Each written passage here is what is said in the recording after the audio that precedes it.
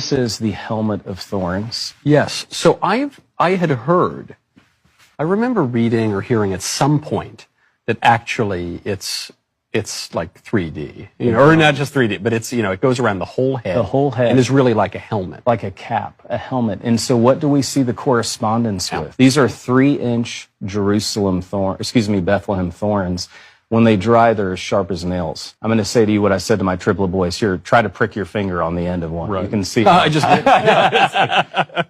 This crown of thorns, the Gospel of Mark, which is the earliest gospel, it says, and the Romans fashioned a crown of thorns and placed it on his head to humiliate him. This is the King of the Jews. They placed this on his head, and what do we see on the shroud? 50 puncture wounds in the scalp. It would have caused profuse bleeding. And so when he goes, Ecce homo, behold the man.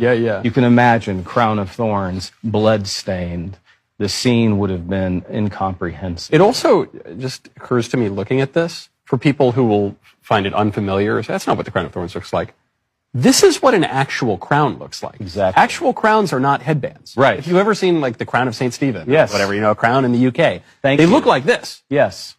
They cover your whole head. Huh. And isn't that fascinating?